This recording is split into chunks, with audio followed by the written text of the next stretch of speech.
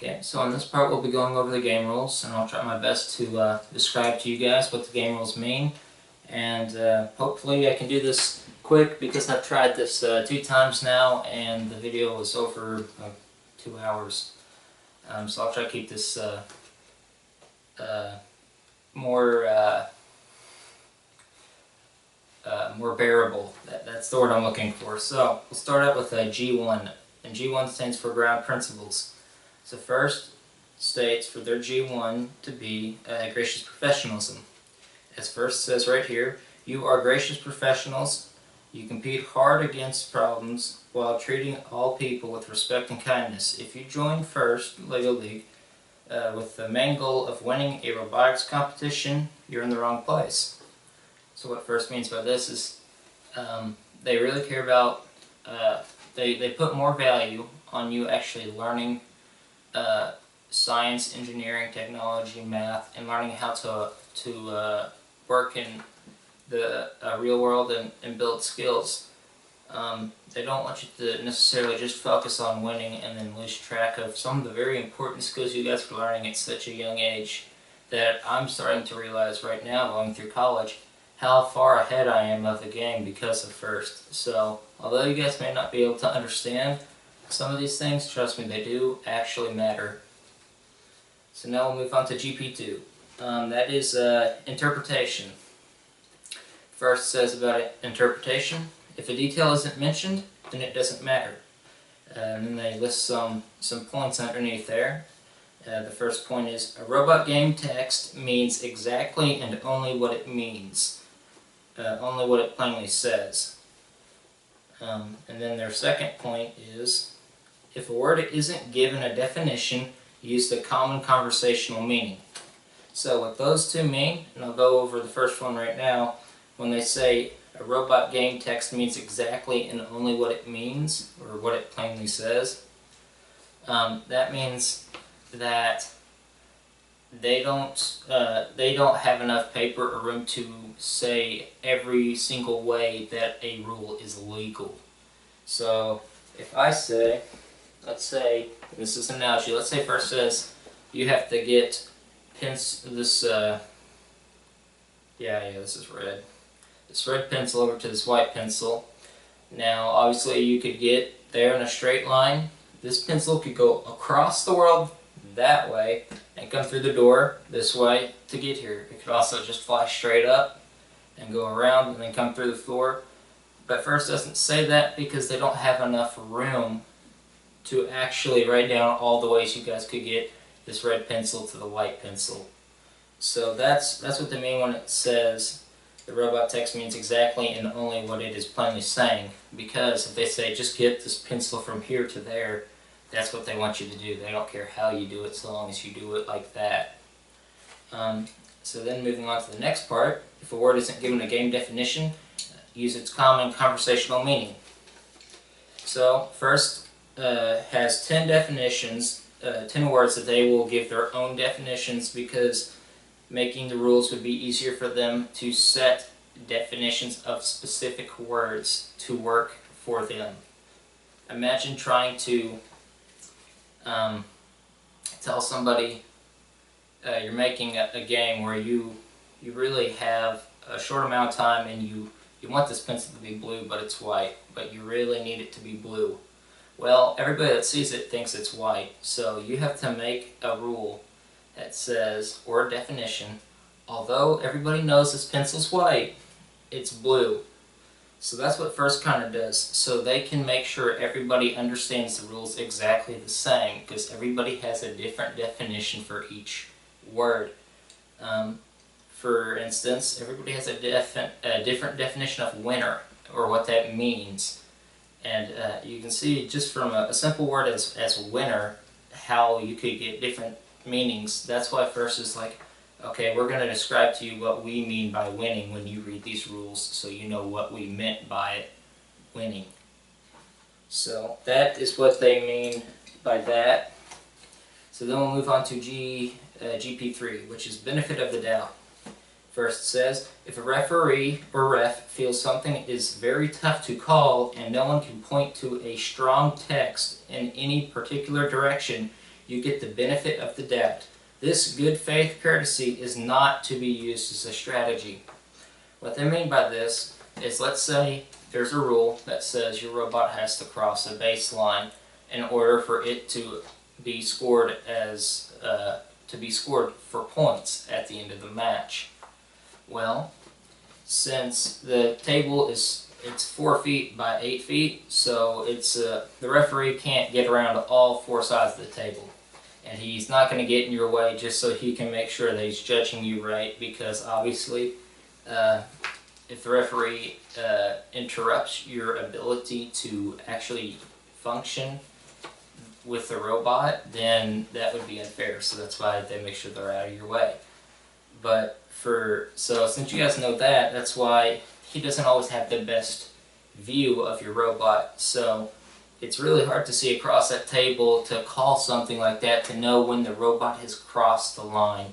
So if the referee can't be 100% sure, and there's no rule saying that the referee has to be 100% sure he saw the line cross, that the robot crossed the line, then you get the points. You get the benefit of the doubt, since the referee couldn't say, I know for a fact that you did not cross the line.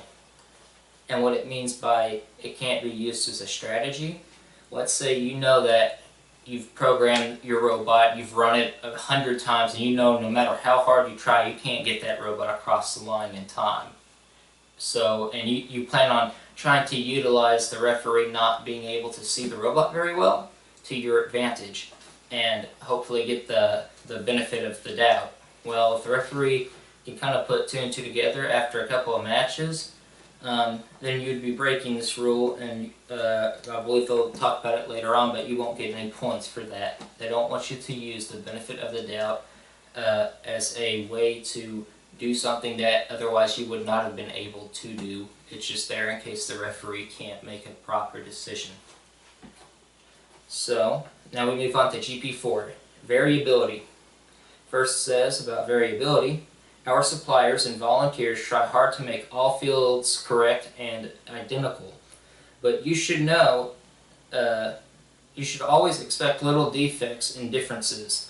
Top teams design with these in mind. Examples include border wall splinters, lighting changes, and field mat wrinkles.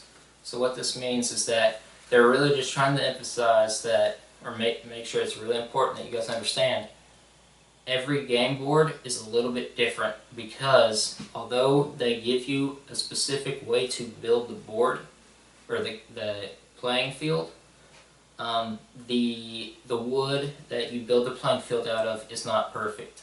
It can warp, it can splinter. I'm sure everybody's at least got a splinter once or twice. And the lighting isn't always the same. If you've ever changed the light bulb and one's really yellow and one's really white, that's because they're 2 different colors or 2 different types of light bulbs. So they're trying to tell you that although your field, and although you've made your robot to work on your field, it may not perform the same on their field, because there are bound to be at least some differences between your field and the competition's field. So just make sure that you understand that. GP5, as first says, it's about information superiority. And they say, if 2 official facts disagree or confuse you when read together, here's the order of authority, with number 1 being the strongest. Number 1, current game rule updates. Number 2, mission and field setup. Number 3, rules. Number 4, local head referee. And then they give a definition for local head referee, which is, if in unclear situations, local head referees may make a good faith decision after discussion. With rule GP3 in mind, pictures and videos have no authority except for when talked about in 1, 2, or 3, but not 4. Emails and forum comments have no authority. So I'll go over and break it down one by one. But for their first, for the most important thing that would take, that would be referenced first. If there is a dispute between a call the referee makes, the first place that they would look would be in the current game updates. First tries very hard to make their rules perfect, but very rarely does anybody ever make something perfect the first time. So there are bound to be some updates that first will release on their website that will correct these mistakes. Now, you all should really pay attention to those updates, because there have been some really bad mistakes before, where a rule has been completely changed because the commas and periods really they make a difference when reading something. So always check that, but that'll be the first thing referenced. If they can't solve the problem from the current game robot updates, they go down to the mission and model setup rules. If they can find the problem or the solution that was discussed or that is brought up, or if they can find the problem and the solution in the mission and model, mission and field setup, then you'll be good. But if they can't, then they move on to the third one, which is game rules, or the rules, which is what I'm trying to read to you all right now, which are very important. They're the bulk of all the material, but the updates are very important because they fix some of the mistakes that were made in these game rules. So make sure that you read all of these rules because they're very important. So if they can't find a solution to the disputed challenge or disputed call a referee may have made, then the local head referee will be the one who makes the final call on that decision. So if there was a rule that was, for example, let's say at the end of the match your robot has to cross the line. So at the end of the match your robot only goes just barely over the line, just only the front part of your robot. You guys think that you made it, the referee doesn't. And the referee goes through and he says, well, it says that the robot has to cross the line at the end of the match. And the robot's totally not crossed the line. And you're like, no, it just has to cross the line, because only part of the robot has to cross it. Well, technically you both are right, and that rule is kind of hazy. And so if that isn't fixed, because obviously that's a mistake by first, since they didn't specify exactly what they meant by cross the line, although this is an example, then they would go through all the rules, and if the list of order, if they can't find any of the solutions or any of the correct answers to the question, then the local head referee will more than likely rule in your favor, because it was something that could have been taken both ways. It could have either been completely across the line, or it could have been just partially across the line. So that's why you guys will get the benefit of the doubt more than likely. And that's why local head referees are needed, because although these rules are gone over and edited, they're not perfect. So now, moving on to definitions. So they're still under the game rules, but here are the 10 definitions that first want you guys to really know. So when you read the rules later on, after these definitions, when they mention a word, like let's say the first definition is match, whenever they say match in the rules that come after this, they want you to think of match as the definition that they give you. So although to me a match may be somebody that is where there's two people going fighting against each other, to me that might be my definition of a match. Well, their definition of a match is as follows. This is an example. Here's their definition of a match. A match is when two teams play opposite of each other on a field, on two fields placed north to north. Your robot launches one or more times from base and tries as many missions as possible. Matches last at least 2.5 minutes, and the timer is never paused. So obviously that was not my definition of a match, but that's First's definition of a match. So now when I read the rules later on, or further on in here, whenever I read match, I will think of First's definition, not mine, because it'll make a lot more sense understanding what first means by match. So that's why they give you these definitions. So now definition number 2 is mission. Their definition for a mission is an opportunity for a robot to earn points. Missions are written in the form of requirements. They have 3 points under here. The first point is most are results that must be visible to the referee at the end of the match. The second point is some are actions that must be watched and approved by the referee as they happen. The third point is if a mission has any more requirements, they all must be met or the whole mission is scored 0. So the first point means, and well, let me tell you what they mean by the definition of mission. For a mission to actually be considered a mission, you have to be able to get points for it. So that means if they were like, okay, you have to move this thing, but you move it and you don't get any points or that object's not used, period, then it's not a mission. It's just an object. You don't get any points for doing it because it was not a mission. It was there to hold a place. That's what they mean by it must be able to earn points. And it also must be able to be done, and it must have requirements. Like obviously they can't be like, if you get this block out here, you win the game. Or actually no, because I just gave you a requirement. If they said this block right here wins the game, but they don't give you any requirements on how it wins the game or how you score that object to win the game, then obviously it's not a mission because they didn't give you any way to actually get that block and win. Because that block is just, technically, it's kind of like they went there and they just drilled it in the floor and you're trying to get it off the floor but you can't. And they're like, and they forgot to tell you, you'll need a screwdriver if you want to get that block off the ground. So that's what they mean by it must have requirements. So then moving on to the points underneath it, when it says most are results that must be visible to the referee at the end of the match. Let's say your robot has to go and knock over a tower and all the pieces have to fall down, or let's say it has to go and topple over bowling pins.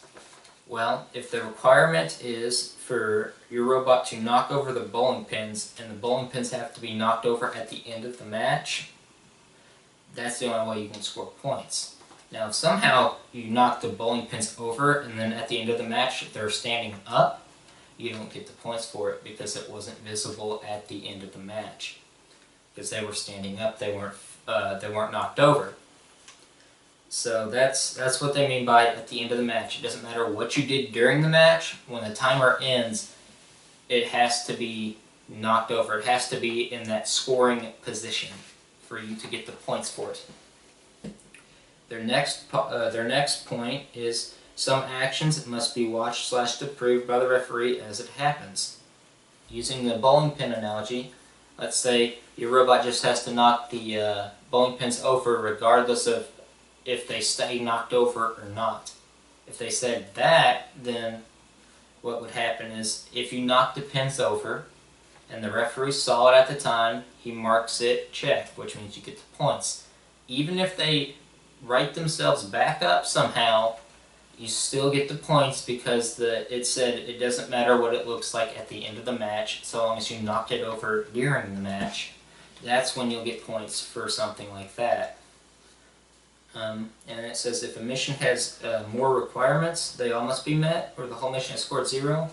If a mission has 2 requirements, like your robot must knock it over during the match and the referee must check it, and then the bowling pins must be knocked over at the end of the match, it must be visibly knocked over at the end, then if the referee can see that it's also knocked over at the end and he puts down the second check, then you get the points. But if they somehow right themselves back up, even though you knocked them over, you don't get the points because they weren't visibly knocked over at the end of the match. That's what they mean by mission. That's their complete definition of mission. Now you can see why they kind of give you definitions, because obviously if they were to try to describe that in every rule that uses the word mission, this rule book would be probably about that thick. It'd be a phone book, and I'm hoping you guys know what a phone book is. We're all feel really old. Equipment. So first definition of equipment is anything you bring to a match that is mission related. No, wait. Equipment is anything you bring to a match for mission related activities. So if you bring a pair of headphones with you to a match and they're not related to anything you'll be doing at the table, then it's obviously not equipment. It's just your headphones. That's what they mean by that. Anything that's actually intended to be used for a game, field, model, or mission is considered equipment. So if you bring a watch with you and you're not using it for anything, it's just your watch, it's not equipment, it's just your watch. Then moving on to definition 4, which is robot. First definition of robot is your robot is your LEGO Mindstorms controller and all equipment you've combined with it by hand which is not intended to be separated from it, except by hand. So let's say that you take your headphones and you wrap them around the robot just to store it, not to keep the robot together. So that means that when you get to the table and you take your headphones off, your headphones aren't considered part of your robot because it wasn't intended to stay on the robot. You're just using it to move your headphones. And when they say, and it wasn't intended to be separated from it, this means, and we're not using the headphones analogy, let's say, we're going to use another analogy. Let's say your robot drives out of base, and you obviously have attached wheels to it by hand, and you don't intend for your wheels to come off. So let's say as you're driving down the field, your wheel somehow falls off. I don't know how it would happen, it just happens. Since you did not intend, hopefully, we'll pretend that you didn't. If you did not intend for your wheel to come off, since you didn't intend for it to actually fall off, if it ever does, it's no longer considered part of your robot, which means any fouls that would be that are associated with your robot, like maybe you touching the robot gets you a penalty, are no longer possible, or no longer apply to that wheel since it fell off the robot. It wasn't supposed to. It wasn't intended to fall off or be detached at all. So because it met all of those requirements, it's no longer part of the robot, and if you touch it, you wouldn't get any points that are, or any fouls that would be associated with touching your robot outside of base. That is what that rule is trying to mean. So if your robot falls apart on the field, and there's a rule that says, oh, you can't touch your robot outside of the field or you'll get a touch penalty. Well, since it fell apart in pieces and you obviously did not intend for that to happen, you're fine. It's not a robot anymore, it's just a bunch of pieces. That's what their definition for robot is. D5, mission model. A mission, and this is LEGO's definition. A mission model is any LEGO object already at the field when you get there. Mission models are not the same as equipment. So, what this means here is that any mission model must be made from Legos.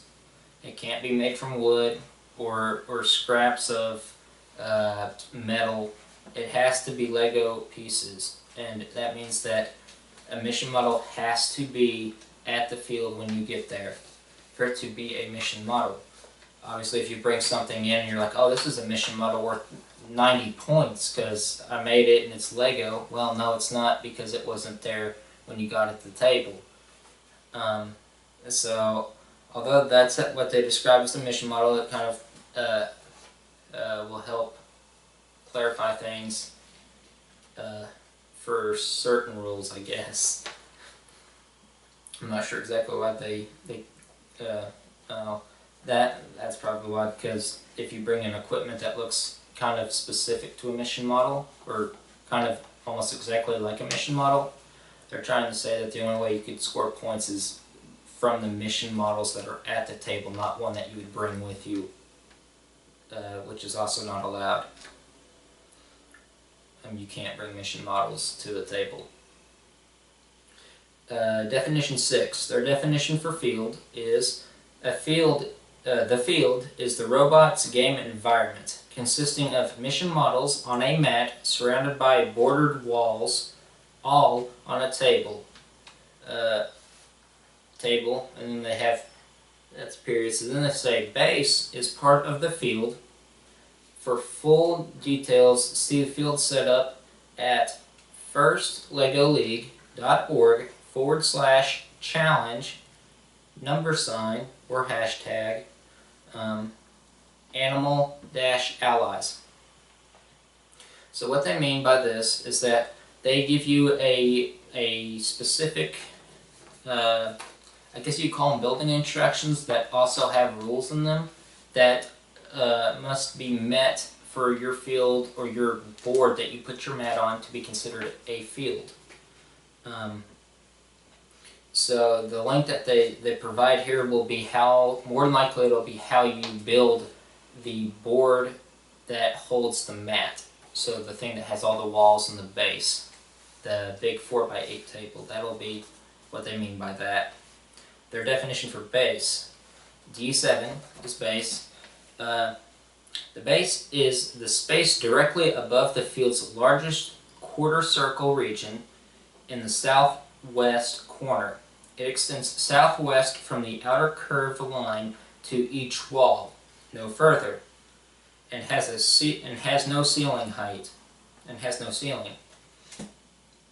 The base below, the diagram below defined completely in for base, but apply for any area.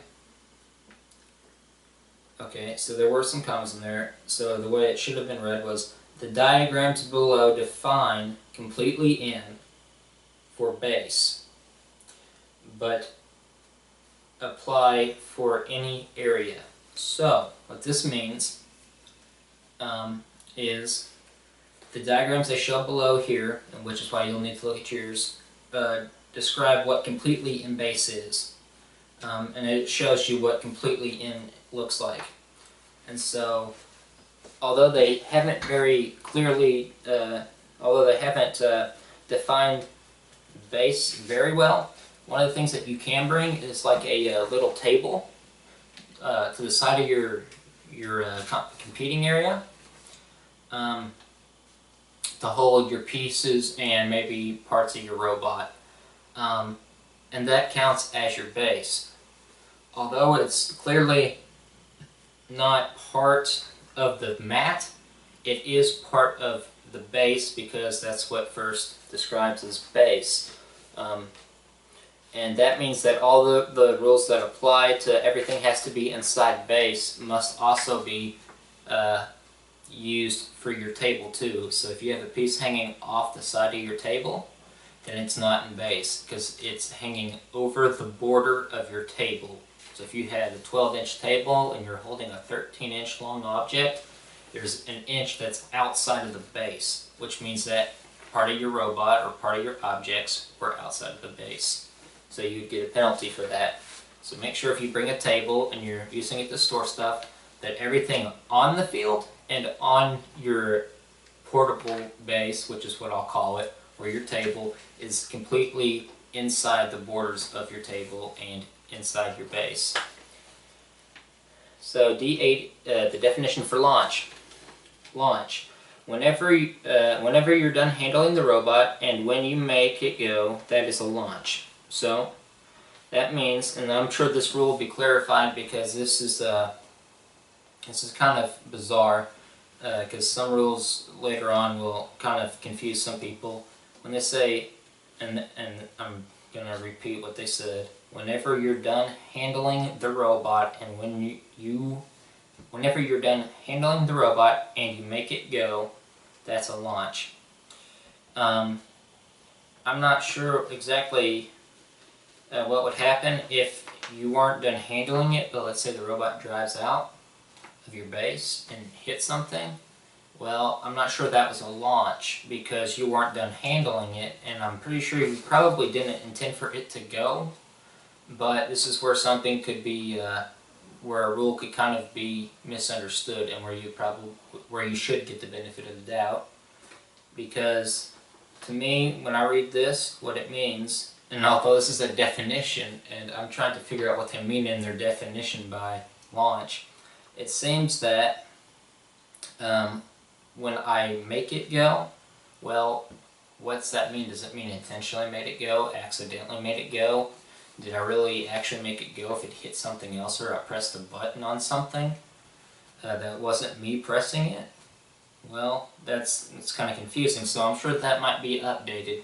So check the updates, because obviously I'm not an official FLL representative, and I am just trying to help you guys understand the rules as best as I can, as I understand them, and as I would have judged these rules. So make sure that you guys don't just be like, oh, this guy on YouTube said this, so it's okay. Well, the referee is going to say, I don't care if the person on YouTube said that you could throw your robot across the field to score points, because that's not what the rules say, and the order of most importance has that's defined in the rules. It doesn't say somebody from YouTube is also part of these rules. So just make sure that you read them and understand them, and I'll just try and help you understand how to hopefully understand these. Let's see here. So now, after that was launched, so now D9, and don't worry, there's only one more definition, not rules. D9 is interruption, and first describes interruption as the next time you interact with the robot after launching it is an interruption. So anytime you launch it, anytime you touch the robot after that is an interruption, regardless of if the match is over or not. So that's obviously kind of clear to understand. Now D10, which is transportation, or transporting. First describes transporting as if the robot is in contact with something for an obvious purpose of taking it, changing its location, or releasing it, the robot is transporting it. So, if your robot contacts something for the obvious purpose of taking it, changing the location of this object, releasing the object, then the robot is transporting the object. If your robot wasn't supposed to hit an obstacle and take part of it with it, then it's not transporting the obstacle because it was not intended for that to actually happen. That is why that's why it describes this, because some of these rules will apply to. There are some rules that will apply to transporting, and understanding that would be very important, because this is where some referees might not kind of get that, and there have been some referees that don't fully understand it because they're high school students and they're all volunteers. They're not getting paid. I don't believe many or any referees actually do get paid for FLL. I could be mistaken, but I know I never got a paycheck. I was a volunteer for my robotics team. So just keep that in mind. They're not going to be perfect. They probably will only get about a week to study the rules, whereas you guys will get weeks because they're in high school. They have a whole lot of homework and tests that they have to study for. So just make sure that you know them really well, so if they make a mistake, you catch them, and they will be happy. And I'm not kidding, they'll be happy. They don't want to mess you guys up, because they know, and I knew, that you guys spent a lot of time on these robots, and if a mistake were to happen, and it was their fault that you didn't get your points, then they want to fix that really badly, because A, it doesn't look good on their behalf, but B, they really don't want to rob you of points that you should have gotten. And that is why it is important that you know the rules, and you know that you're being judged fairly. So, That is why knowing the definitions can help you know the rules, and knowing the rules can help you earn the points you should have gotten. Now we move on to equipment, software, and people. R1, which is, I believe all this kind of has to deal with the robot, which is why it's called R1. R stands for robot, I believe. So R1 is about all equipment. First describes R1 as, all equipment must be made of Lego-made building parts in original factory condition. The exception, Lego string and tubing may be cut shorter. Another exception to this rule would be, program reminders on paper are okay off the field. Exception number 3 is, markers may be used in hidden areas for identification. What they mean by this, and some of these are something that your coach should probably worry about more than you, like the last one. What it means is that when it says all equipment must be made of Lego building parts in original factory condition, let's say you have a 10 long beam, connector beam, a Technic connector beam, but you really want it to be 9.5 beams long, or holes long, since it's a, I think I said it was a 10, let's say it's a 10, you want it to be 9.5. So you saw off half of a hole on your beam. Well, that is no longer considered a factory conditioned Lego piece, which means that it is no longer legal for you to use, because you cut it in half. And that is so, this rule is so you can't obviously just go and make like custom Lego pieces that would give you a advantage over other teams that may not be able to actually do that. And it's also to make sure that you are using Lego products, because using even knockoff brands of Lego products are not allowed. And there are a lot of type of knockoff brands of Lego, so make sure that you're using all real Lego pieces. Now the programming reminders on paper, you can print out your a picture of your programs, or reminders of like what program you do in order. I'm not sure why they don't want you to bring it to the field, but they say it must stay off the field, so don't bring the paper to the playing field. You can keep it in the pits. When you get to competition, you just can't bring it to the table. Let's see here. And then the last one, and this is probably more for the coaches. First doesn't really want you taking, well, maybe taking the students. I'm not sure if a coach would ever do this or a student. I imagine more of the students if you guys would let them. They don't want you taking markers and giving your EV3 or an XT or RCX a new look. They don't want you painting or sharpening or changing the appearance of your EV3 in any way with markers, paint, anything that would change its original condition. But putting your initials in a hidden area or any contact information for your school or for your own personal information, if it's not a school's robot, is fine, so long as it obviously doesn't take up the whole robot and it's in plain sight, because they want it to be in factory condition. And those are the 3 exceptions to that rule. R2 is controllers. You are allowed only one individual controller in any particular match. They have 4 points here for controllers. It must exactly match a type shown below, except color. Now, what this means is, first is release some special editions of the Mindstorms Lego electronics kits. So there are some that are different colors. So obviously they're not going to go and make you buy a $500 Lego kit because the color of your controller was different because you bought a special edition. That's why they say except for color. They're not saying you can go paint your robot silver gold.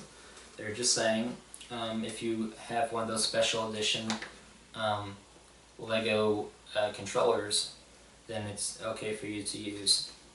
The second point for controllers is all controllers must be left in the pit area for that match. Oh, all other controllers must be left. It must be left in the pit area for the match. So if, let's say, you bring 2 EV3s because you're afraid if you drop one and break it, you won't be able to compete. So you bring a second one. It's perfectly fine. What you can't do is bring both of those to the playing field. Like when you walk in to play your match, you have to leave the second robot at the pit area. You can bring as many Mindstorm controllers as you want, which is the brain, the big brick part. You can bring as many of those as you want. You just can't bring any to the actual competing tables when you go to play your matches.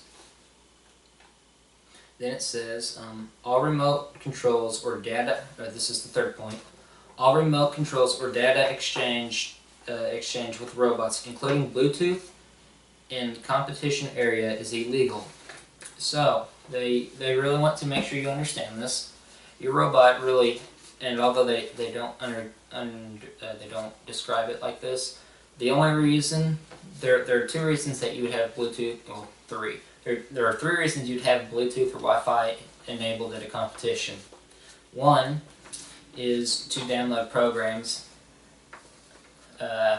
over Wi-Fi or over Bluetooth to your robot so you don't have to use a cable. 2, it's because you probably forgot to turn it off or you just want it on. 3 is so somebody else can control the robot instead of it actually working under its own program. So somebody else is trying to control the robot from somewhere else in the competition. That's why they want you to turn it off, because with all the Bluetooth and Wi-Fi disabled, they can be, the table referees don't have to make the decision that a robot is doing too well for it to actually have been programmed, and so they wouldn't have to accuse the teammates or the team at the table of having somebody controlling their robot. That's why they want you to turn all the Wi-Fi and Bluetooth off, so the referees don't actually have to make that decision. And I don't believe that's ever happened in a competition where I've been at, unless I was somewhere else at the time.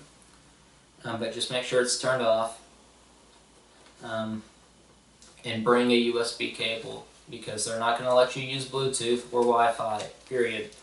So basically, if you're bringing your robot through the doors to the competition area, or to the whole building where the competition is, you gotta turn all that stuff off, because they don't want it on even in the pits. So just make sure that you bring your USB cable, because you're not going to be able to use Bluetooth or Wi-Fi or infrared or any other way of talking to the robot except for a cable.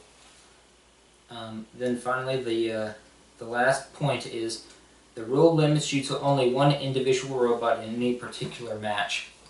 So let's say you just bring 4 duplicate, completely built robots in case you drop one and all the pieces in the robot just shatter apart and you don't have enough time to replace it. Well, to make this a fair competition, they'll allow you to bring as many completely identical or different built robots as you want to the pits, but you can only bring 1 robot to the competition tables. And that's so in case somehow you accidentally break the robot on the table while you're competing, you can't just pull it off and and grab a new one. Because most teams can't afford to buy 2 EV3 kits because they're really expensive. Or NXT or RCX kits, those are different types of Lego controller kits. So they say you're only allowed to 1 because obviously that's what they want. They don't want you being able to just swap robots and being able to, instead of having to change attachments, you just change robots. So that's why they say you can bring as many robots as you want. You can just only bring 1 to the table and use 1 robot at the table for 1 match. And that was the definition for R2. That was kind of a long one. R3 is motors. Lego describes it as, you are allowed up to 4 individual motors in any particular match. Each one must match. Each one must exactly match a type shown below. That was point 1. Point 2 is you may include more than one of a type, but again, your grand total cannot be greater than 4. The third point is all of the motors must be left in the pit area for that match. All other motors must be left in the pit area for that match. No exceptions. So, what they really mean by this is that there are, you can only use 4 types of motors here, as shown in the pictures, which is why you need to look at the rules, because the rules show you the pictures, so you can match the parts you have with the pictures, and if they don't look anything like any of the pictures, then you're not allowed to use it. So, you're only allowed to use the large EV3 motor, the medium EV3 motor, the MXT motor, and an RCX brick motor. If you're using any other kind of motor, like a power functions motor, you're not allowed. You're only allowed these 4, only 4 motors, no exception, even if it's Lego. And what they mean by you can only have a grand total of 4, you can bring as many motors as you want to the pit area. But you can't bring more than 4 motors to the competition area. Those 4 motors can be all 4 types of these motors listed in here. You could have all of one, you could have just picking up, you could just have any assortment of those motors so long as your total doesn't go past 4. That's what that means. R4, external sensors. Use as many external sensors as you like. Each one must exactly match the type shown below. You may include more than one of each type. So, you aren't limited to the amount of sensors that you can use. So, what this means here is obviously use as many sensors as you like, so long as they are the same here, so long as they are identical to the ones that they show. First has some special sensors that are called high-tech sensors. I think it's like HITECH, high-tech sensors, and they're not on this list, but they're for more advanced users who maybe just have an NXT or EV3 or RCX for a hobby because they like programming and building. You can't use those because they're not in the pictures down below. You can only use the normal sensors that come with your kit so long as they match the pictures in the rules. Let's see here. Other electrical things. Other electric or electronic things. This is R5. No other electronics or electric or electronic things may be allowed in the competition area for a mission-related activity. Exception: Lego wires and connector cables are allowed as needed. The other exception are allowable power sources are 1 controller's power pack or 6 AA's.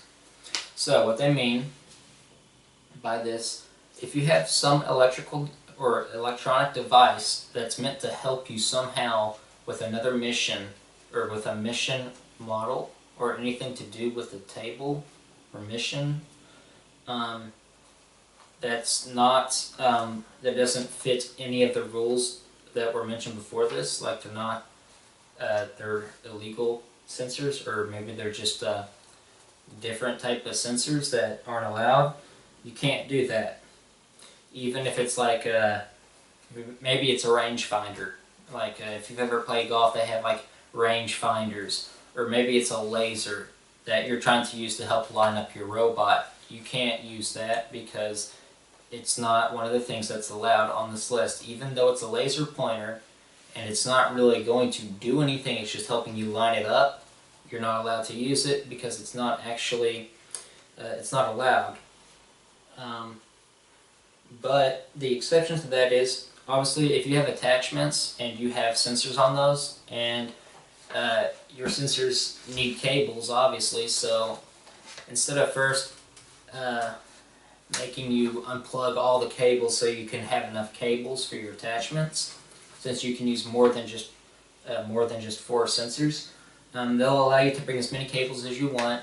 That way you can like leave them plugged into your attachment, and you can just unplug the wire and then pull the attachment off, and the wire will stay with the attachment, and you get your other attachment that has another wire on it. Attach the attachment and then plug in your wire. So that's why they mention wires in here. And the power.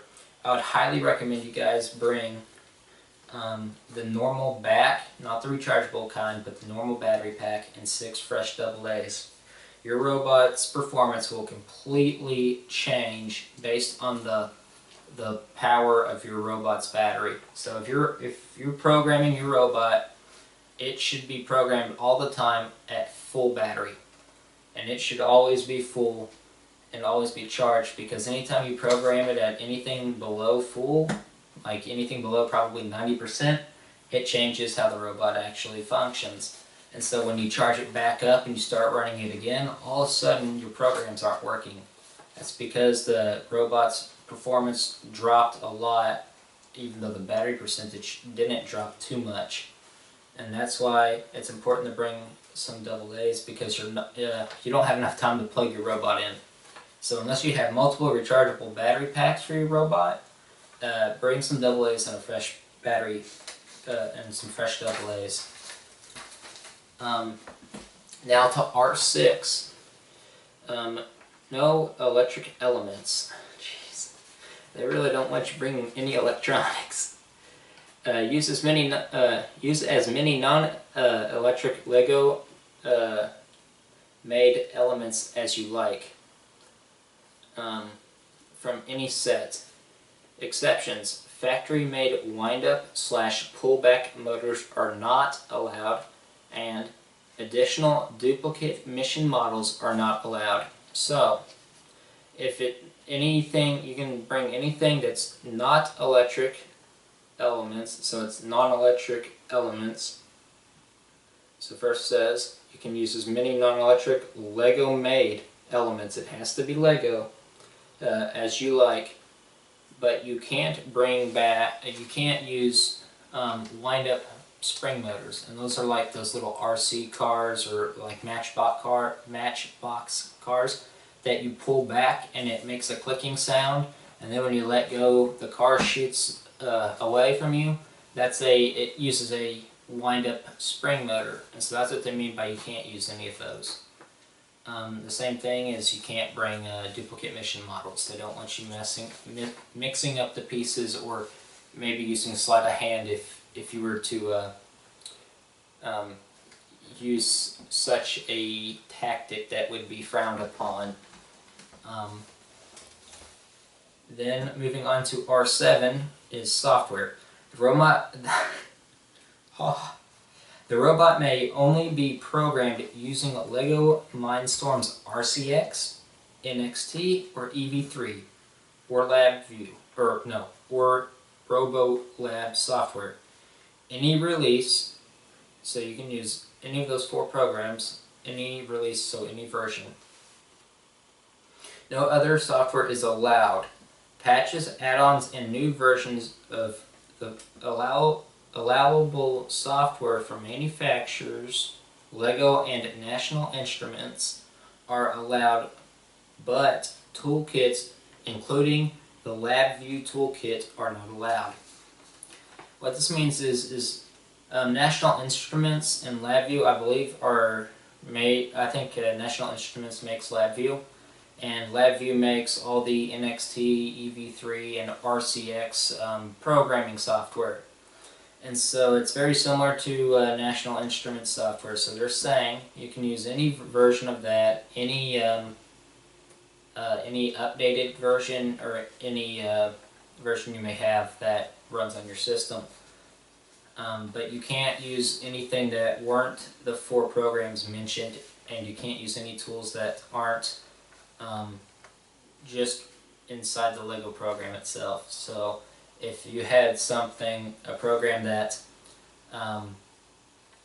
somehow could program your robot from just taking a picture of the field, well, obviously that program would not be allowed, because it was not done, A, inside the program, and B, it used something else besides you and the LEGO approved software to program the robot. So that's why they want you to use the programs they listed below.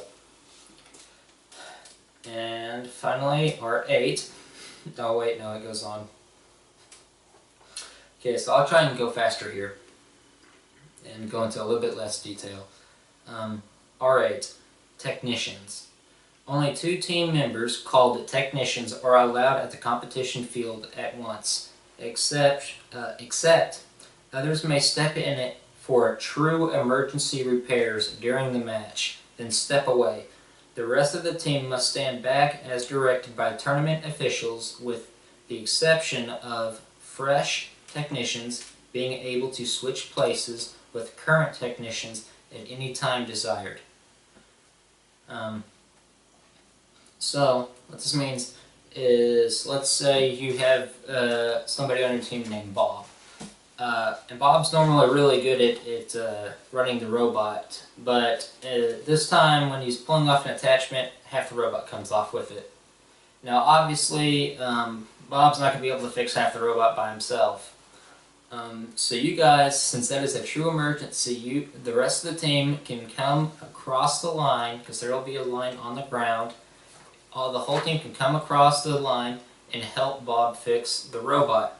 Once the robot's fixed, everybody has to cross back the line, back over the line, except for Bob and another technician or student. That is the only time that you can cross the line. That many people can cross the line, or any. Actually, that's the only time more than just. That's the only time anybody can really cross the line, if there's already 2 people at the table. Now let's say Bob's only good at running 1 program, but you have 5 programs. And let's say Bob's at the table with another person named Jeff. And Jeff's good at mission number 2, but he's not good at mission number 3. Well, once Bob and Jeff are done running their missions, or once Bob's done running his mission, he can swap out with another person. Let's say his name's Andy. Andy can come across the line and replace Bob, because Andy's really good at running mission 3. Well, after Jeff runs mission number 2, let's say there's another person named Sarah. Sarah's really good at running mission 4. So Sarah goes in and replaces Jeff. And so that's why you guys can cross the line only if you are swapping places with one of the 2 people at the table at the time. Now you guys have to be very close. The person at the table has to be past the line before you can step across the line. And the line will be taped around the table. Ask your coach if they have had at least 1 year experience with the playing field, what I mean by line, because it's really hard for me to kind of describe that in a video. And I'm sure that they will be happy to help you understand what that means. Let's see here, that was technicians. Okay, so now we're under a section called play of the rules, and the first rule for play is R9. Before the match timer starts, that's the title. Before the match timer starts, after getting to the field on time, you have at least 1 minute to prepare. During this special time only, you may also ask the referee to be sure a mission model is set up correct, and 2, calibrate light/color sensors anywhere you like on the field. So, if you're not on time, then you can ask the referee, but the referee doesn't have to fix a mission model. And he won't allow you to calibrate a sensor, or at least if he's nice he will, but technically by the rules definitions he shouldn't, because you were late and you weren't on time for your mission, for your time at the table. And this is to help the competition make sure that they stay on time, because they have to reset the tables and run a whole bunch of matches all day. And they're always behind, because obviously if you have a 5-minute setup and you're a minute late, they're not going to let you set up your robot for 5 minutes. In fact, You just utilized the 1 minute that they would have given you if you'd gotten there on time. So technically, let's hope that you're ready to place the robot down immediately and hit the start button, because more than likely the timer is going off. The countdown is going off before the match starts, right as you get to the table. But that normally doesn't ever happen. They'll at least wait for you, but you will not get that 1 minute to set up. So you better have your robot very ready, because they're going to be like, place your robot down on the table, and we're about to count down. So make sure you're there on time. It's important. Okay, let's see here. R10. Handling during a match. And this is a long rule. You are not allowed to interact with any part of the field that's not completely in base. So once again, you see that word base, you can go and look up the definition of base in the definitions that first gives you in this rulebook. Then there's 2 exceptions. So when it says you are not allowed to interact with any part of the field that's not completely in base, exceptions are: 1, you may interrupt the robot anytime, and 2, you may pick up equipment that broke off the robot unintentionally anywhere, anytime, and you won't get a penalty. That's because the piece is no longer considered part of the robot because it wasn't intended to break off, as we discussed earlier. The same thing with interrupting the robot anytime. Interrupting the robot is touching the robot after you have completely, what do they call it? Launch it. After you've launched your robot, which means you're done handling it and you've pressed it and you made it go. Anytime you touch it after that is an interruption. So those were the exceptions to that part. Now, point 2 of R10 is: you are not allowed to cause anything to move or extend over the baseline, even partially. Exceptions. There are 3. First exception. Of course, you may launch the robot. Exception number 2. You may move / handle / store things off the field anytime.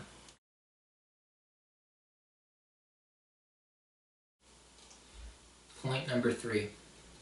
Anything the robot affects, good or bad, or puts completely outside of base stays as is unless the robot changes it. Nothing is ever repositioned so you can try again. What this means, and this is very important, is let's say you're launching your robot and you are trying to push the pig out of base. Now let's let's say as you're pushing the pig out of base, the robot grabs something else from base and pulls it outside. You can't reach across the baseline or across the base and grab the piece. If you do, the piece will be taken off the field and you won't get any points for it. And you'll get a touch penalty. This is because your robot moved the piece across the baseline. You didn't accidentally drop it. You launched the robot and the robot moved that piece. That's why it would be taken away. If you're setting up your robot and as you're setting it up, you kind of hit a piece across the baseline, you can pick it up. That's fine because the robot didn't do it, and the robot was not launched by first's definition of a launch. Now, what it also means by good or bad if the robot affects something, if you launch your robot and let's say it hits something as it's running its mission, you cannot, even if it was a piece you didn't intend for it to happen or to be messed up, you cannot reset that piece. And I've seen so many people try and reposition something or grab something, they get a penalty, and then the piece is removed from the field and any possible points for scoring that piece are completely lost because you touched a piece that was outside of the baseline that your robot should only touch outside of the base. So you can't even ask the referee. The referee can't change it because what happens on the field stays as it is, unless it's the referee's fault for making something happen or messing your round up. Then you'll get the points for that. Or as it was when I judged, you get the points for that. Now it may not be like that this year, but normally you'll get the benefit of the doubt and you'll get the points for it. Probably the head referee will be called over to make that call if it's not mentioned in the rules. And as it goes, the head referee normally goes in your favor, and so you'll probably get full points awarded since it was out of your control. So that's R10. Let's move on to R11. You are not allowed to take mission models apart even temporarily. If you combine a mission model with something including the robot, the combination must be loose enough if asked to do so. You can pick up the mission model up and nothing else comes with it. Yeah, you can pick up the mission model and nothing else would come with it. This means that as some of the pieces, just like normal building blocks from Lego, if some of them are just like those normal building blocks and you try and stick them together, if the referee asks you to pick up one of those two blocks you just put together and the other one comes with it, you've joined them together, which means that that is not allowed, and you'll probably get a penalty for it, or you'll lose that piece and all the points that would have been scored with it. If you try and take it apart to maybe like get it past something on your robot for it, so your robot can transport it, that too would be breaking the rule, and you would more than likely, once again, the piece would be taken off the field. Any points that would have been given for that piece are now lost, and no matter what, you won't get the points for those. That's what it means by mission model handling. You also can't like pin two things to your robot. Like, let's say the mission model is Technic. You can't grab a black pin, a connector pin, and connect the field piece to your robot, because if the referee, let's say, he picks up the robot or the piece and the robot comes with it, then it's connected. And obviously that doesn't mean, even though more than likely the robot would fall off because the robot weighs a lot more than that pin can handle, it's still connected even if it does fall off, because it doesn't, it's connected. Obviously use common sense with that rule. Don't be like, well, it's barely held on, so it really doesn't count because when he lifts it, the robot falls away. Make sure you just use common sense and just understand that if you actually attach something to the piece and to your robot that is meant to actually just not mechanically, but connect it like normal Legos would, then it's considered being attached to the robot, or you modifying the piece, and you'll lose points. These rules are so long. So long. R12, storage. First says about storage. Anything completely in base may be moved / stored off the field, but must stay in view of the ref on a stand. Anything is off field counts as being completely in base. What this means is referencing what I was talking about later at the beginning of this, about having a table that you can bring that counts as part of your base. But that table must be in view of the referee to make sure that even though you may not intentionally do it, or you may intentionally do it, hopefully you don't intentionally do something like this. Let's say you're trying to be a little bit sneaky and you have some mission models hidden in your little stand, and you try and act like you got the mission models and the points and trick the ref. That's why they want the pieces in clear view of the referee when you move it out of the base. Just to make sure that nothing like that can happen, although you guys probably would never do anything like that. It's just to make sure because I'm sure if it's a rule, it's probably happened before, and that's why it's now a rule. So hopefully you guys are honest, and just use good judgment. That's just use good judgment, and if you unintentionally do something, I'm sure the referee will understand.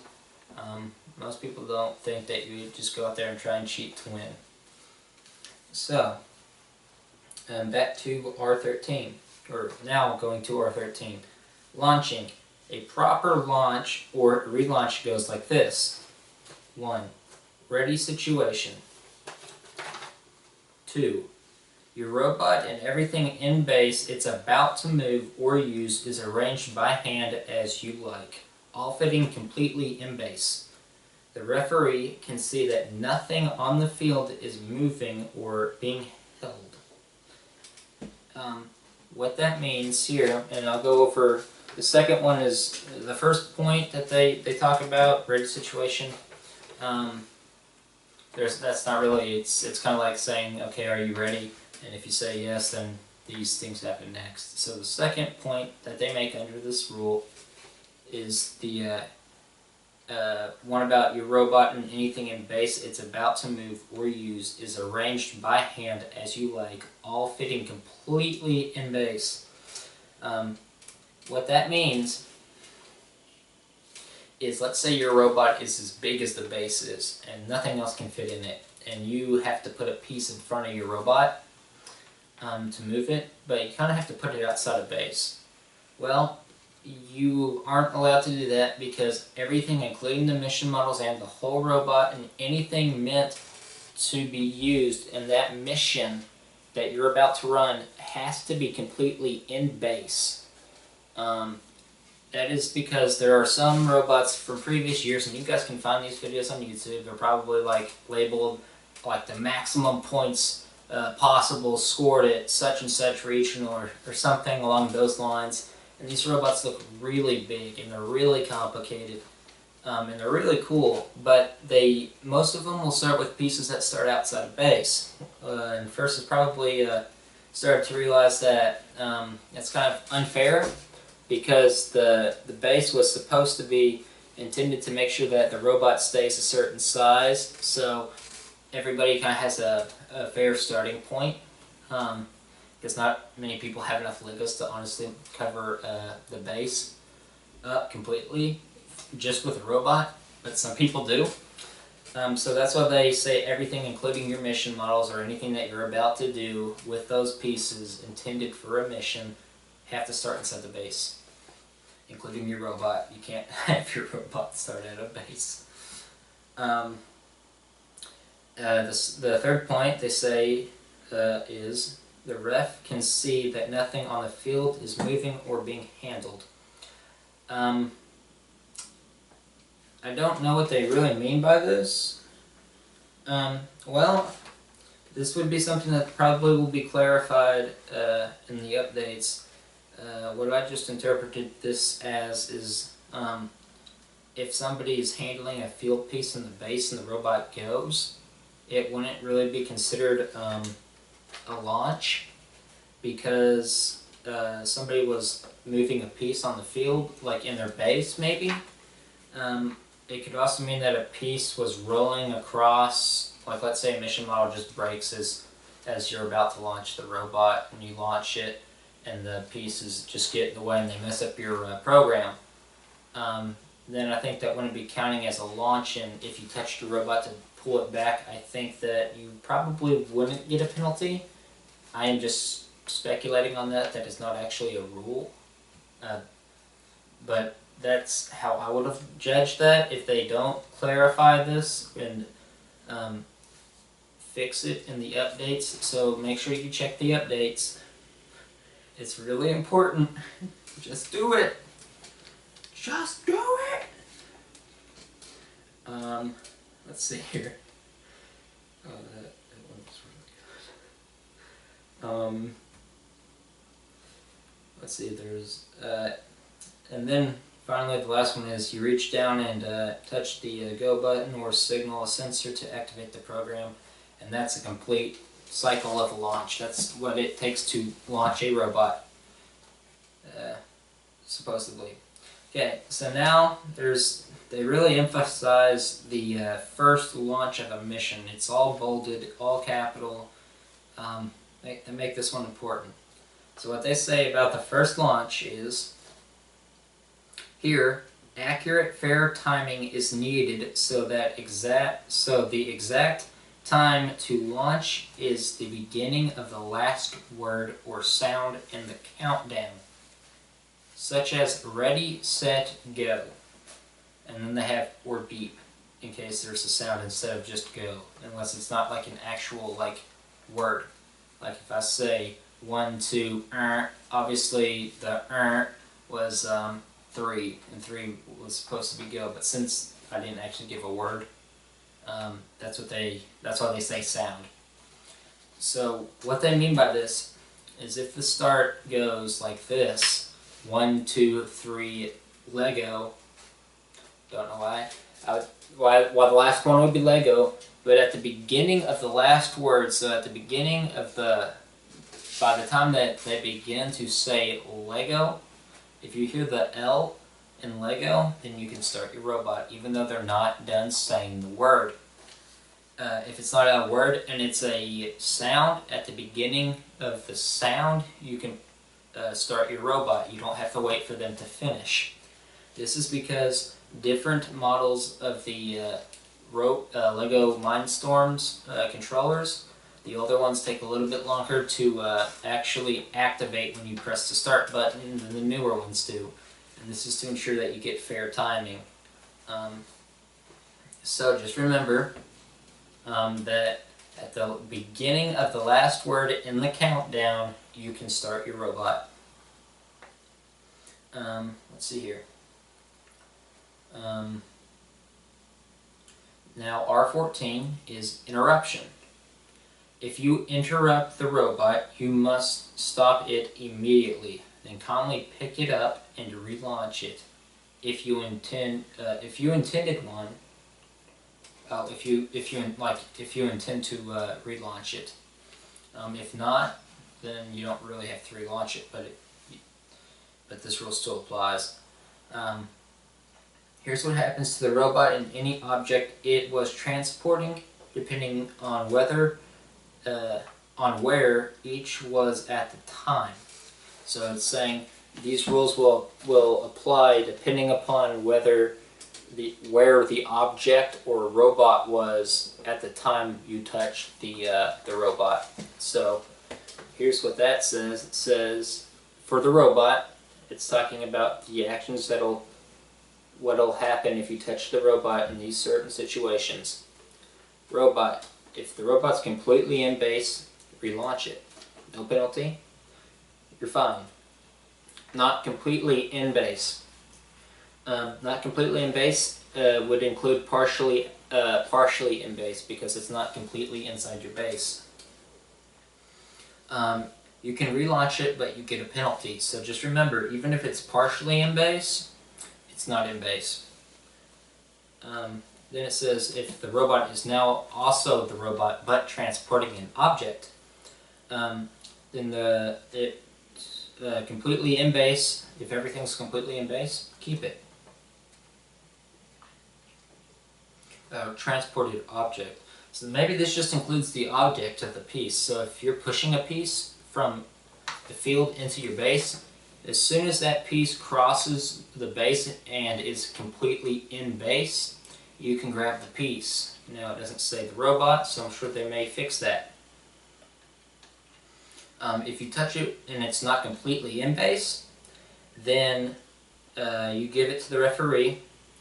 The penalty for that is described in the missions. Is described with the missions. So what that means is, I believe when they say it's described with the missions, missions will be another rule section that describes the penalties for that certain mission, or maybe just another segment in here somewhere that I forgot about as I was reading these.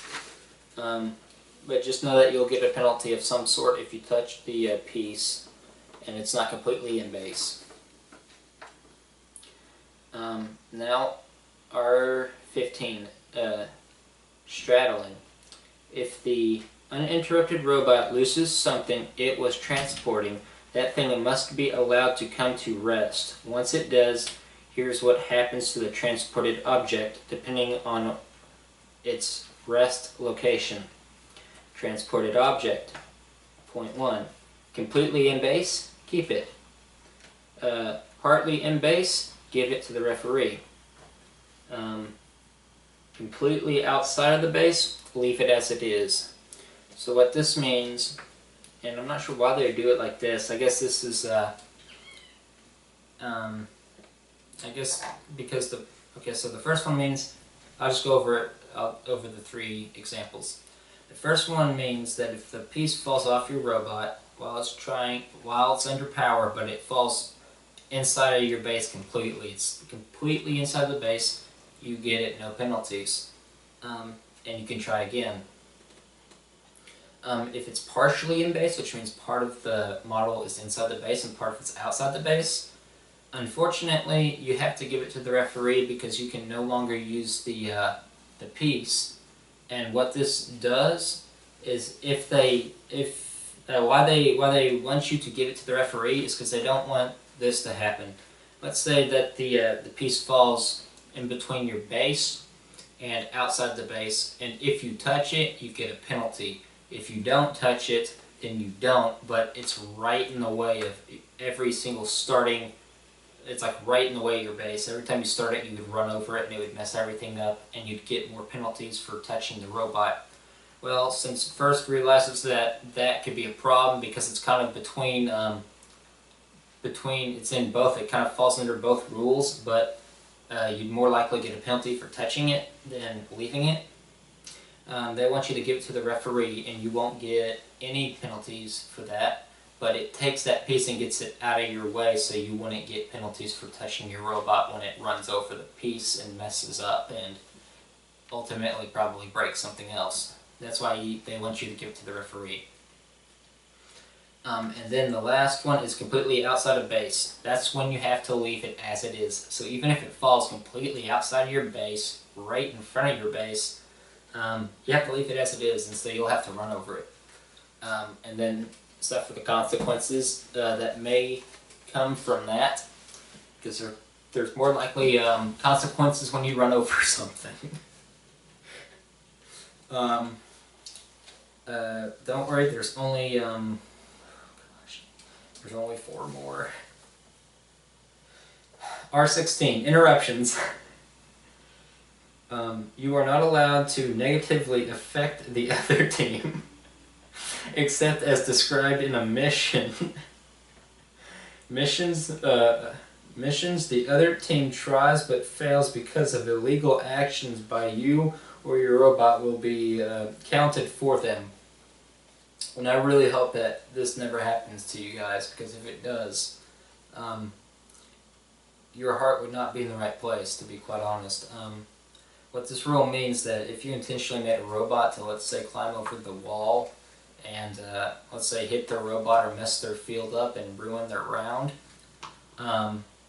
because there's not, by the time the referee could probably get to the robot, it's probably done a lot of damage and ruined the round for them.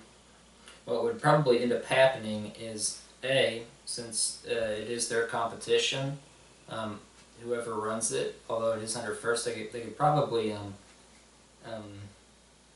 disqualify your whole team from the competition, which would be something that could possibly happen if it was clearly intended to happen. Like if you clearly intended for it to mess up another team's robot, because that's not gracious, or it's not even professional. It's not really welcome in first, honestly, at any level of first, or kind of in the world. So that's why you would definitely lose all. You would probably you'd probably get asked to leave. Is how that would happen. But then everything that you messed up for them, they get full points for it. So let's say you managed to destroy half the field. Well, what you essentially just did was guarantee that that team just won, because they got all the points for everything you just broke on their field. So obviously, this rule is it's meant to make sure that stuff like this isn't happening. Because once again, something like this became a rule probably because something like this happened. Um, so I just say it's very unwise to do something like this, because you would quickly find out that you'd get in a lot of trouble. Okay, so now moving on to R17, hopefully on a happier note. Well, yeah, I guess this could be a happier note. Field damage. If any robot separates, dual lock, or breaks a mission model, missions obviously made possible or easier by this damage or action that caused it do not score. So, if you have a robot, let's just say that it has its moments where it decides to just have a little bit more fun than it should, and it goes and it hits a mission model. And let's say this mission model is really well built, and instead of just breaking into a ton of pieces, it separates from the mat. And what actually separates when that happens, it's called dual lock. It's kind of Velcro. I'm sure you guys know this because you're making your field, or you've built it already. They're clear little, like, it's almost kind of like grass or turf or Velcro, like the plastic part, but it's both sides are plastic, and they call it dual lock, and it helps the pieces stay on the mat really well. If you are able to separate that and something else becomes easier, or you got points for something because you broke that part or ripped the dual lock off, you won't get points for it. That's what that means. And I've had a robot one of my years. This was actually kind of funny. I decided, I think it was my second year doing it, I got to lead the group of students that I was a part of, and we decided to make a robot that used treads. Did this thing have grip? Oh yes, it did. It had so much traction that there was a big bridge that went right across the center of the field. I mean, it was probably 3 feet long, so it took 3 feet of the mat up sideways, not length. The length is 8 feet. But when we hit that, we had so much traction, we ripped the whole 3-foot bridge right off the mat, and it kept going and going. And everybody was just looking at it because nobody thought that could actually happen. There was so much dual lock on the bridge because you're intended to drive up on it, that nobody thought that thing would come off. Because when you were taking it off, you kind of broke it because it was so hard to get off. Our robot just went right through it. So it didn't make anything easier, but it sure was kind of funny to watch because I was too small to grab the robot where it was on the field. And it doesn't help when you have a referee who's probably the same height as you too. Maybe a little bit taller. It made a bad round, actually it made it more enjoyable, oddly enough. And then finally, or no, not finally, because there's one more, but second to finally is R18, which is end of the match. As the match ends, everything must be preserved exactly as it is. If your robot is moving, stop it as soon as possible and leave it in place. Leave it where it is. Changes after the end do not count.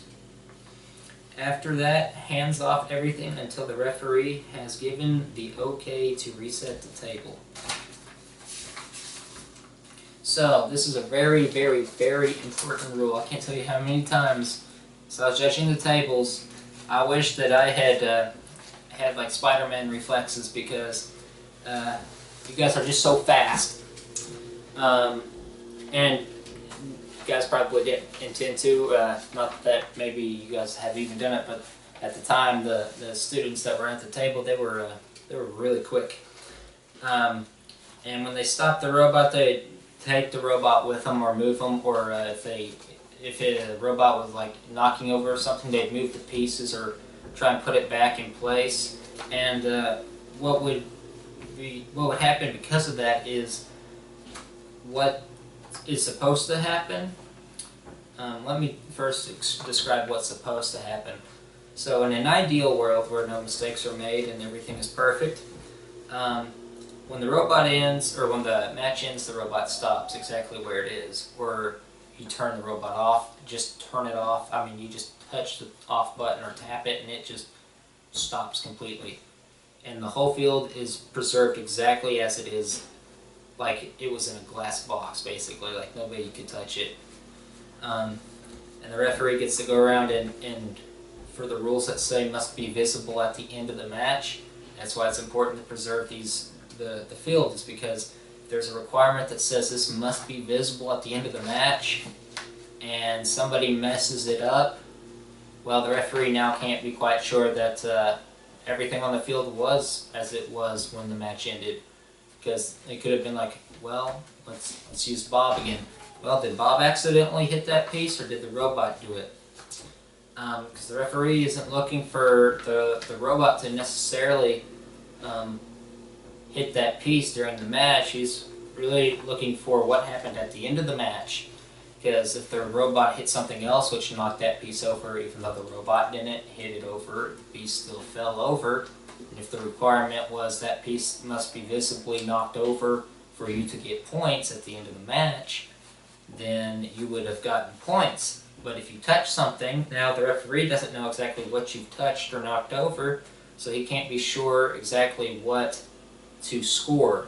And that is very difficult. I can't tell you how difficult that is, making decisions like that, because now all of a sudden everything is questionable. Well, was this piece really knocked over? Did this person knock it over?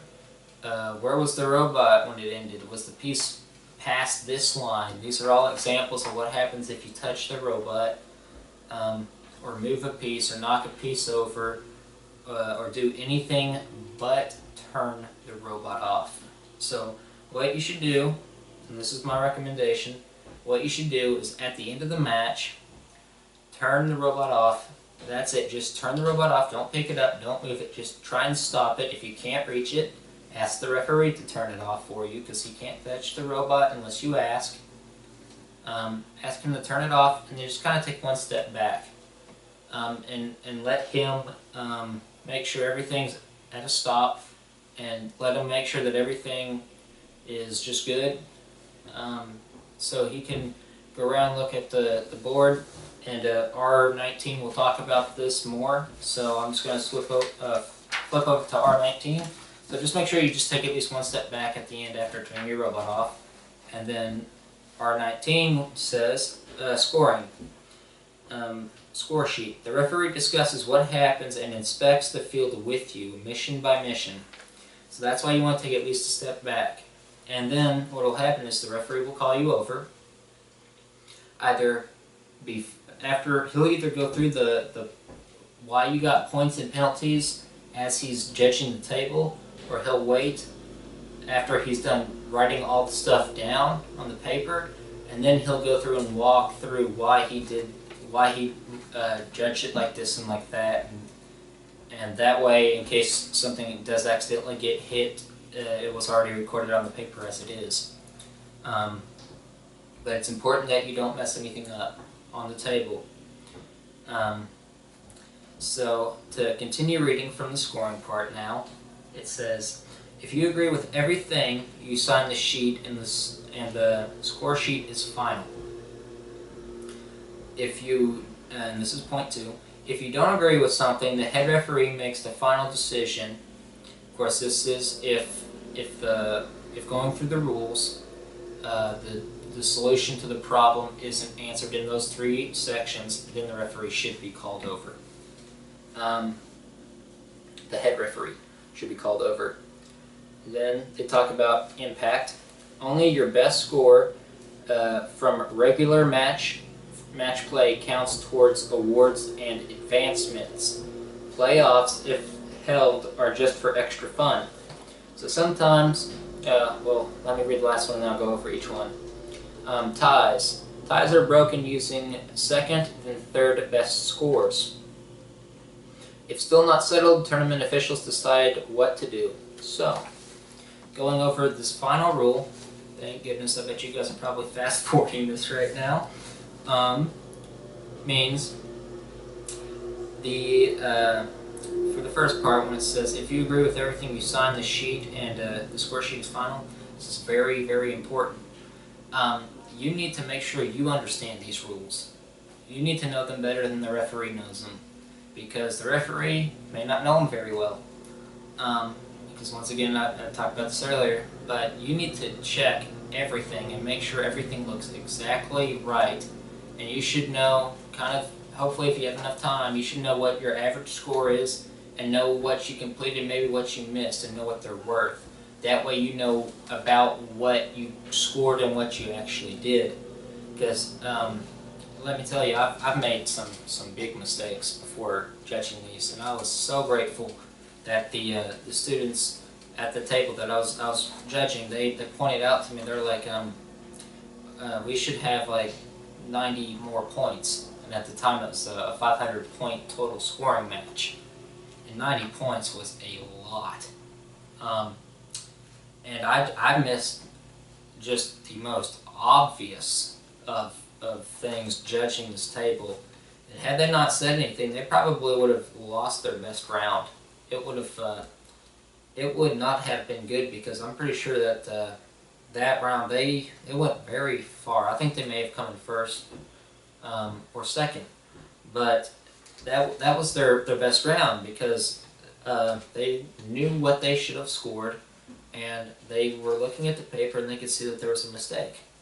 And the referee is not going to get mad at you guys. Don't be afraid to talk to him. Honestly, he's there. The referees are there to help you. Do not be afraid to ask them questions. They're not going to get mad at you. They're not going to sit there and then just get mad at you daring to ask a question on why they judge something some way. They are happy to actually to answer your questions and fix it. I mean, I went back there and I realized how bad of a mistake it was. I was apologizing to them profusely, because that was just such a big mistake that I should have been aware of. And so I was so thankful, because that could have been their worst round. Their best round definitely could have just been their worst round. But they knew what they were doing better than me. Not that I knew everything, or close to it, obviously. But it is very important that you guys know this and know what you should score. Remember, the referees wouldn't be there because if they didn't want to be there. They're volunteers. Honestly, if they didn't enjoy what they were doing, didn't enjoy interacting with you guys, they wouldn't be there, because they're not getting paid to be there. They're doing it because they like to. And they definitely don't want to make a mistake that would cost you a lot of points and cost you maybe first place.